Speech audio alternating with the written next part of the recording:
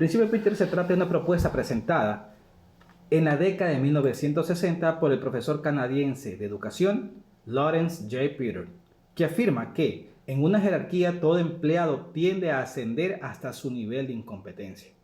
Cuando Lawrence J. Peter notó que existía un problema de incompetencia de jefes en organizaciones que seguían un patrón de jerarquías y lo hizo a nivel en editoriales, diferentes convenciones y charlas, su idea no fue bien aceptada, mucho menos recibida. Tal y como le explica en el libro El principio de Peter, que escribió junto al doctor Raymond Hall, la publicación de su teoría fue rechazada por 14 editoriales y empezó a tener dudas acerca de si el mundo estaba preparado para su descubrimiento. Empezaron a publicar artículos sobre el tema en diferentes diarios estadounidenses a mediados de 1960. De esta manera, comenzaron a llamar la atención del público. Y finalmente el libro fue lanzado en 1969. En él explica mediante ejemplos reales, pero con nombres ficticios, los fundamentos de la premisa que, con el tiempo, todo puesto tiende a ser ocupado por un empleado que es incompetente para desempeñar sus obligaciones. Peter indica que, naturalmente, rara vez encontrarás un sistema en el que todos los empleados hayan alcanzado su nivel de incompetencia. En la mayoría de los casos, se está haciendo algo para contribuir a los ostensibles fines para los que existe la jerarquía. Entonces, podemos decir que el trabajo es realizado por aquellos empleados que no han alcanzado todavía su nivel de incompetencia. El principio de Peter dio mucho de qué hablar en el ámbito empresarial en el momento en que se lanzó, pero no estaba basado en datos científicos. Por ello, un grupo de especialistas quiso probar la validez de la afirmación en terreno real. El estudio fue realizado en empresas norteamericanas que se dedican a las ventas. Estas compañías son sustancialmente más propensas a promover a los mejores vendedores, incluso cuando estos trabajadores son peores gerentes. La gran broma del principio de Peter es que mientras una persona es cada año más incompetente, ella misma se ve cada año más competente. El efecto Dunning-Kruger es un sesgo cognitivo según el cual los individuos con escasa habilidad o conocimientos sufren de un sentimiento de superioridad ilusorio, considerándose más inteligentes que otras personas más preparadas, midiendo incorrectamente su habilidad por encima de lo real. Este sesgo se explica con una incapacidad metacognitiva del sujeto para reconocer su propia ineptitud. Por el contrario, los individuos altamente cualificados tienden a subestimar su competencia relativa, asumiendo erróneamente que las tareas que son fáciles para ellos también son fáciles para otros.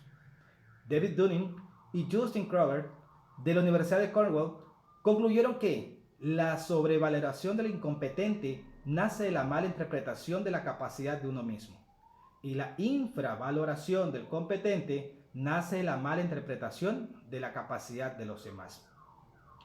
Habilidades típicas que los humanos poseen en mayor o menor grado son 4.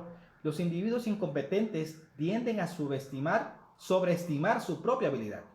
Los individuos incompetentes son incapaces de reconocer la habilidad de otros. Los individuos incompetentes son incapaces de reconocer su extrema insuficiencia. Y por último, si pueden ser entrenados para mejorar sustancialmente su propio nivel de habilidad, estos individuos pueden reconocer y aceptar su falta de habilidad previa. Entonces, aplicando estos dos conceptos en la política ecuatoriana, podemos decir que nuestros políticos en la gran mayoría no están preparados para los puestos en los que se encuentran. Son corruptos, iletrados y menos versados en cómo administrar correctamente un país, son avariciosos, indolentes e incluso maquiavélicos en la toma de las decisiones. Son como la vaca que llegó a un tejado y nadie sabe cómo llegó ahí. Poner otro ejemplo más claro y más chistoso es el de Homero Simpson y su relación laboral en la planta nuclear de Mr. Burns. Podemos citar la dichosa Asamblea Nacional con sus empleados, personas que por el simple hecho de decir ecuatoriano en su cédula de identidad son aquellos que hacen, aprueban, derogan, alteran leyes que regirán un país. hemos llegado a tener como congresistas o asambleístas desde payasos, cantantes, futbolistas, y quiero mencionar que no se les denigra la profesión que hayan ejercido, sino más bien la incompetencia como para llegar a un puesto mucho más alto, como es una asamblea, como es un congreso, y en la actualidad hasta compadres de narcotraficantes. Personas que cuentan con 5 o 6 asesores, que son aquellos realmente los que hacen el trabajo para los cuales fueron